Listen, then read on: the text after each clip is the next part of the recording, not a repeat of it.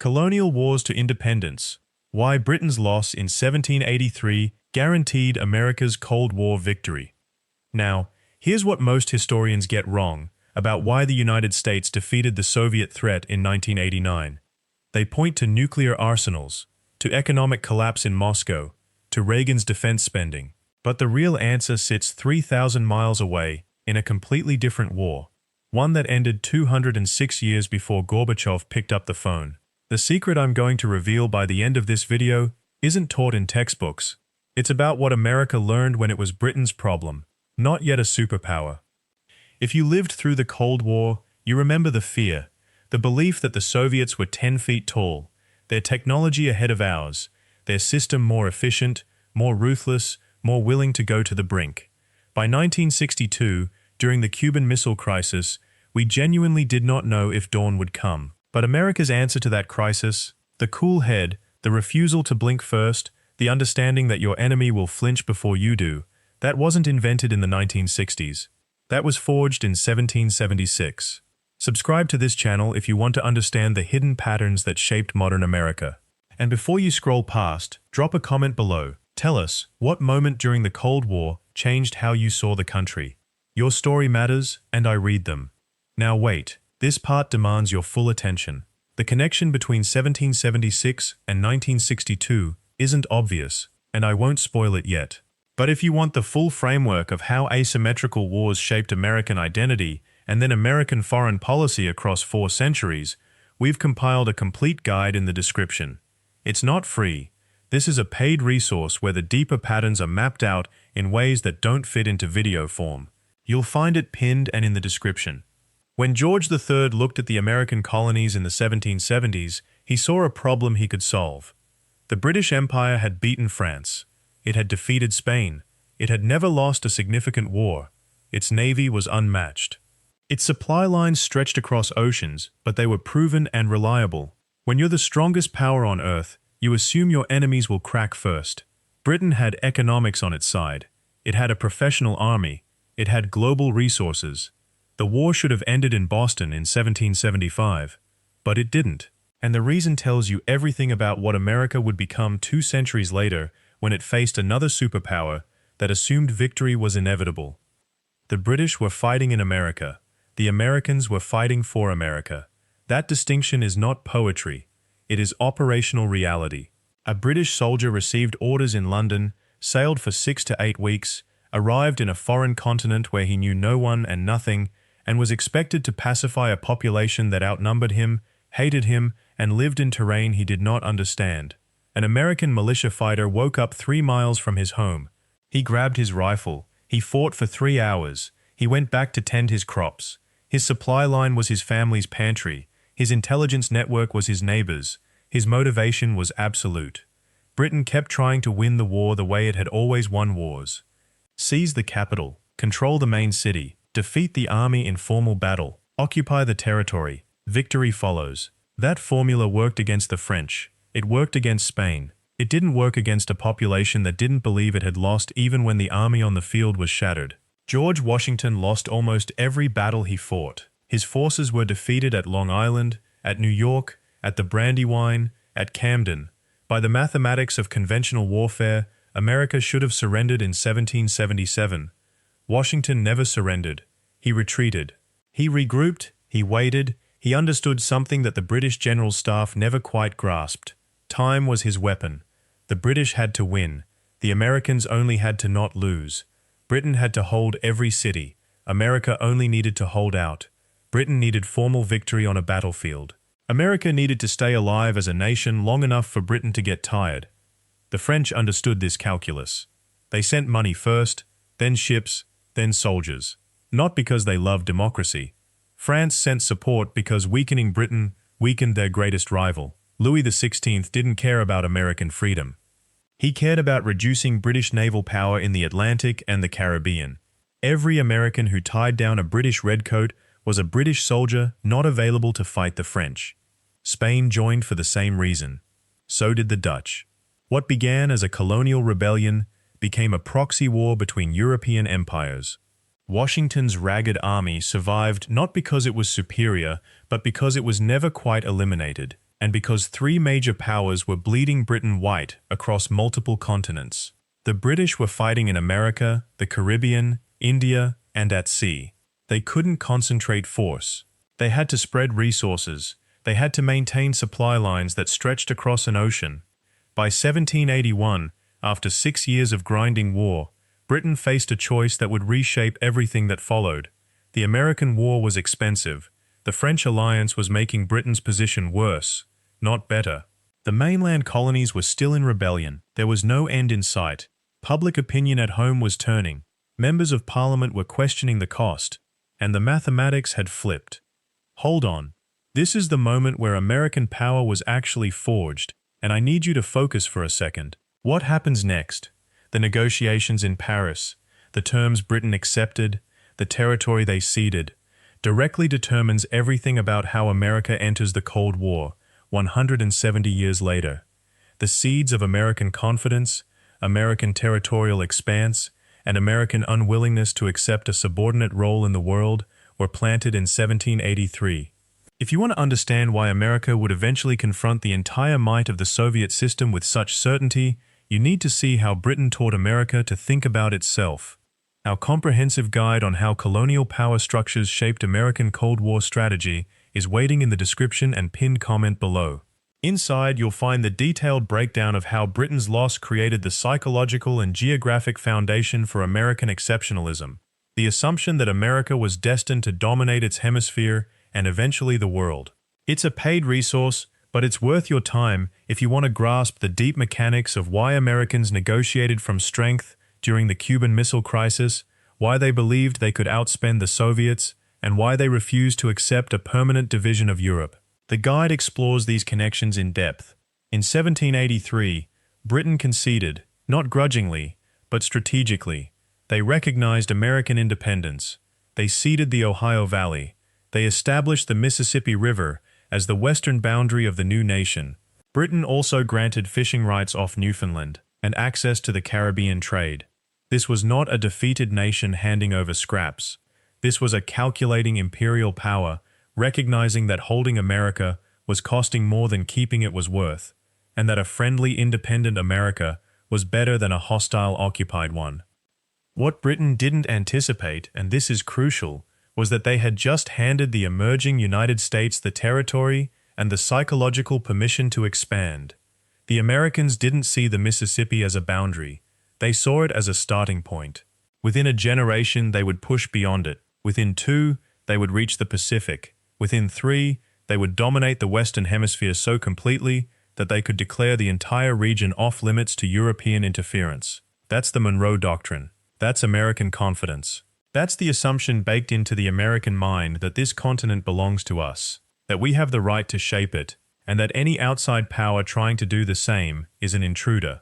When the Soviets supported Cuba, Americans experienced it not as a reasonable act of geopolitics but as a violation. A foreign power had no right to be in the Western Hemisphere. That belief came directly from 1783. Britain's loss in 1783 also taught America something else. Patience wins against time. Washington proved it. You don't always need to win every battle. You need to survive long enough for your enemy to tire. You need to make the war too expensive. You need allies. You need geography on your side. You need to understand that your opponent has commitments elsewhere. That's exactly the strategy America would adopt against the Soviet. Containment. Not rollback, not immediate victory, but containment. Hold the line. Make expansion costly. Build alliances. Maintain defense spending that forces your rival to match or fall behind. Bankrupt them with the cost of the competition. It's the same playbook. The British didn't invent it. America experienced it as the weaker power, then perfected it as the stronger one. And here's what separates this from every other colonial rebellion that failed. America didn't just survive independence. It used the knowledge from that asymmetric conflict to build something completely new. The framers who gathered in Philadelphia in 1787 weren't designing a government from theory. They were designing one from hard experience. They'd learned what centralized power could do. They'd learned what happened when you were unprepared. They'd learned that survival demanded something different from how empires had always worked. They created checks and balances. They distributed power. They made it difficult, almost impossible, for any single person to wage war without the consent of the people's representatives. That wasn't ideology, that was memory. By the time the Soviet emerged as a threat in 1945, America was a nation built on the principle that you don't win through centralized aggression. You win through distributed effort, through alliance, through patience, and through making your system resilient enough to outlast your opponent. The Soviets built a system that could move fast. One man at the top could decide everything. It was efficient. For about 30 years, it looked unstoppable. But here's the thing. Wait, I need you to focus for just a moment. This is crucial. America had learned a lesson that the Soviets would spend 40 years failing to understand. A system that forces you to build consensus, that makes rapid decisions harder, that requires constant debate. That system is actually stronger in a long conflict. It's slower, it's messier, it's frustrating to those in power, but it doesn't crack under sustained pressure the way autocracies do. The revolution taught America that territory matters less than will. Britain controlled the land, but America controlled the commitment to stay. That's why the Soviet strategy of directly occupying Eastern Europe after 1945 was already vulnerable. They could hold territory, but they couldn't hold the will of the people living there. They'd learned that lesson in Hungary in 1956, in Czechoslovakia in 1968, and finally and fatally in Afghanistan in 1979 and beyond. America, meanwhile, spent the Cold War building alliances instead of direct occupations. NATO wasn't a system of Soviet-style satellite states. It was a collective defense agreement. Member nations maintained their own governments. The difference was philosophically massive, but practically simple. People fought harder for something they chose than for something imposed on them. The American Revolution had also taught a second, more subtle lesson: narrative matters. The British thought they were simply suppressing a rebellion. The Americans understood they were fighting for a principle that would outlive the war itself. Independence wasn't just a political goal. It was an idea. It was freedom. It was self-determination. That framing, that story the Americans told about themselves, became their greatest weapon. During the Cold War, that narrative power returned. The Soviets offered communism, a system, a government structure. America offered freedom, a value. The Soviets could point to their achievements. They industrialized, they built weapons, they reached space first. America could point to something harder to quantify, but more powerful in human hearts. You could think what you wanted. You could say what you believed. You could leave. You could fail and try again. You could own something. You could become something different from what your parents were. It sounds abstract until you see it play out in the real world. Why did people risk their lives to escape East Berlin? Why did families risk the ocean to reach American shores? Why did solidarity in Poland, dissidents in the Soviet Union itself, look toward the American model as the destination? Because narratives move people more than tanks do. The American Revolution proved that a weaker power with a stronger idea can defeat a stronger power with better logistics. The Soviets controlled more territory. They had more soldiers. They had nuclear weapons. But America controlled a narrative about human possibility that was more compelling than any ideology Moscow could export. That's not poetic license. That's strategic analysis. The Americans who fought the Cold War understood it because they'd lived through 2 centuries of a nation built on that exact principle. What made this narrative so lethal to Soviet power wasn't that it promised wealth or comfort. Plenty of communist states offered those things. It was that the American idea promised something deeper: dignity, the right to speak without fear, to choose your own path, to own what you build, to fail and try again without the state erasing you from history. Moscow's ideology demanded you surrender the self to the collective. Washington's demanded you become yourself. That difference echoed through every Cold War crisis. When Hungarian tanks rolled in 1956, the rebels weren't fighting for a Western military alliance. They were fighting for the idea that Hungarians should decide Hungary's future. When Czechoslovak students died in Prague spring 1968, they were fighting for socialism with a human face, their own face, not Moscow's. When solidarity erupted in Gdańsk in 1980, Polish workers weren't demanding American capitalism. They were demanding the right to organize, to speak, to exist as something other than servants of the state apparatus. The American victory in the Cold War didn't come from superior firepower in any single battle. It came from the fact that every time Moscow tried to enforce obedience, millions of people in the Soviet sphere found inspiration in what Americans had already proven possible. The converse was also true. Every time America showed weakness, corruption, broken promises to allies, military defeat, the Soviet narrative gained ground. The Cold War was won and lost on the propaganda front, in the consciousness of ordinary people deciding whether to resist or submit. This is the mechanism that victory actually required, and frankly, it's the part that most Cold War histories skip entirely.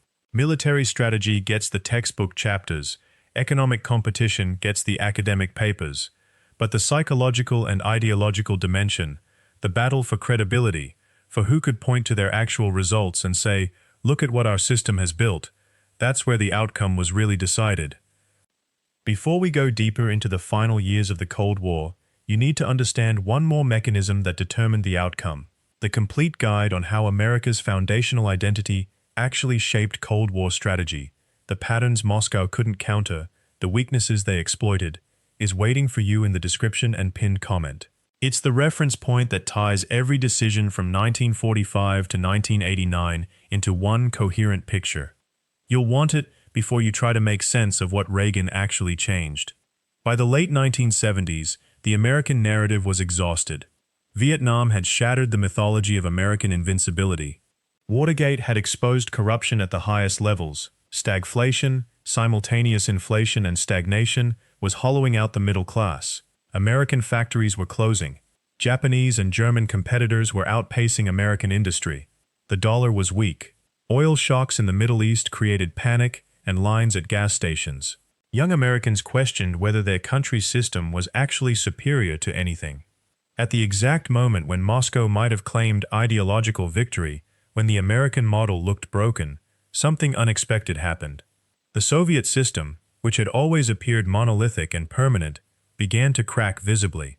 The invasion of Afghanistan in 1979 cost the Soviets blood and treasure without strategic gain.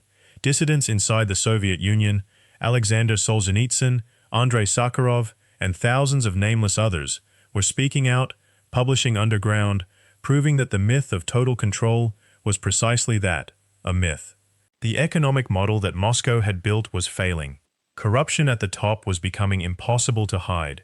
And somewhere in this wreckage of mutual exhaustion, one figure saw an opening. Ronald Reagan came to office in January 1981 with a simple diagnosis. The previous decade had been a retreat. American power had been allowed to decay. Soviet ambitions had not. The answer, in his view, was not negotiation or managed decline. It was maximum pressure applied with complete clarity of purpose. Between 1981 and 1989, Reagan's administration increased the defense budget by over 40% in real terms. That meant new submarines carrying new missiles. It meant the Strategic Defense Initiative, a space-based missile defense system that the Soviets could not match, and frankly, could barely comprehend. It meant a modernized strategic bomber fleet, overhaul of conventional forces, expansion of military presence in the Pacific and the Indian Ocean. Every program was designed to do one thing: force the Soviet economy to choose between guns and butter, and make that choice impossible to sustain. The Soviets called it Star Wars. They were not entirely wrong. What Reagan understood, and what made him different from every president who had come before, was that the Cold War was not fundamentally a military competition. It was a competition of systems. The Soviet system could produce weapons. It could not produce consumer goods or reliable food supplies, or technological innovation outside the defense sector. It could not inspire loyalty through freedom or prosperity. It could only maintain control through fear and the promise of eventual victory. Reagan's strategy was to accelerate the contradictions that were already tearing the system apart. You cannot feed your people if you are spending 15% of your GDP on defense. You cannot modernize your economy if all your technology goes to weapons. You cannot persuade your own citizens to believe in the system's future if that future consists entirely of military competition with a richer, freer adversary. Before we continue, I need you to understand something that most historians gloss over: the detailed mechanisms of how Reagan's specific policies created the conditions for Soviet collapse. the intelligence signals, the economic choke points, the way each decision cascaded into the next. That is the core of our complete guide on this era, available in the description and pinned comment. It goes far deeper than what we can cover here. You'll want it if you're serious about understanding not just what happened, but why it had to happen. In March 1985, Mikhail Gorbachev became General Secretary of the Soviet Union. He was 54 years old. Every Soviet leader before him had been elderly, rigid, trapped in the logic of the Cold War as it had existed since 1945. Gorbachev was different. He knew the system was broken. He wanted to reform it, not abandon it. He believed in glasnost, openness, and perestroika, restructuring. He thought the Soviet Union could survive if it would only change. That belief was fatal to the Soviet Union, not because glasnost and perestroika were bad ideas, but because once you tell people the truth about how badly their system has failed, you cannot put the truth back in the box. Once you allow people to speak, you cannot silence them again. Once you show weakness at the center, the periphery begins to move. The republics, Ukraine, Kazakhstan, Georgia, the Baltic states, began to sense that obedience to Moscow was no longer mandatory. Reagan, meanwhile, continued the pressure. He spoke of the Soviet Union not as a permanent adversary to be managed, but as a failing state that would not survive. We win, they lose, was the formulation. Simple, crude perhaps. But it stated the obvious truth that every diplomat had spent 40 years dancing around. One of these systems was going to outlast the other, and it was not going to be the one that could not feed itself. By 1989, the Soviet system was not collapsing because of Reagan's rhetoric. It was collapsing because it had never worked. Communism had promised equality and delivered breadlines. It had promised workers' paradise and delivered surveillance states. For 70 years, the machinery had ground forward on fear, propaganda, and the threat of force. Now, the threat was wearing thin. The Berlin Wall fell on November 9, 1989. Not because Gorbachev ordered it, not because the West stormed it. It fell because ordinary Germans, East and West, decided simultaneously that a wall separating them made no sense anymore. Families walked through checkpoints that had been impossible for 28 years. They wept. They embraced. The Cold War did not end in a boardroom or a war room. It ended in the streets. Now return to the title of this video. The question was, why did Britain's loss in 1783 guarantee America's Cold War victory? Here is the secret I promised you at the start. When the American colonists defeated Britain, they did not just win a war. They proved something that would echo for 2 centuries. They proved that a political system built on individual liberty, consent of the governed, and economic freedom could outcompete every rival that rose against it. Every single one. Britain lost in 1783 because it tried to govern colonies that had tasted self-determination. The empire could field armies, it could not field legitimacy. That lesson, that power without consent is temporary, was buried in the American victory and forgotten for nearly 200 years. Then the Cold War arrived. The Soviet Union controlled territory. It did not control hearts. It could manufacture tanks and missiles. It could not manufacture meaning for the lives of its citizens. By the 1980s, the Soviet people knew this. A system built on coercion, no matter how many nuclear warheads it possessed, cannot endure against a system that people actually want to live in. The Americans did not win because they had more bombs. They won because they had something the Soviets could not replicate, a system people wanted. Free elections, free speech, free markets, free movement, the ability to fail, to succeed, to dream, to build without permission from a central committee. Britain learned this in 1783. America forgot it for most of the Cold War, obsessed with matching Soviet missiles and containing Soviet expansion. But by 1985, when Gorbachev looked at the mathematics of the competition and realized the Soviets could not sustain it, the fundamental truth reasserted itself. The Cold War was never really about nuclear parity or military doctrine. It was about legitimacy. One system had it, one did not. And by the time the Berlin Wall came down, even the Soviet people had stopped pretending otherwise. The takeaway is this: empires and superpowers do not fall because they lose a single battle or miscalculate a single strategy. They fall when the people inside them stop believing the system deserves to exist. That happened to Britain in the American colonies. It happened to the Soviet Union in 1989, and the only reason America did not suffer the same fate is because, for all its flaws and contradictions, a substantial majority of its own citizens have never stopped believing in the basic legitimacy of the system. That is not guaranteed forever. It requires maintenance. It requires that each generation chooses again to consent. So here is your small challenge. This week, identify one freedom you take for granted. Free speech, free movement, free choice of work, free assembly. Then, for just one moment, imagine what your life would look like if it was gone. That is what Americans in 1789 were fighting for. That is what Germans celebrated for in 1989. That is the inheritance we all carry forward. Thank you for watching. If you found this worth your time, please subscribe. Leave a comment and tell me which moment in this collapse you wish you had experienced firsthand. I read every comment, and I genuinely want to know what resonates with you. And turn on notifications so you never miss the next chapter of how we got here. I'll see you next time.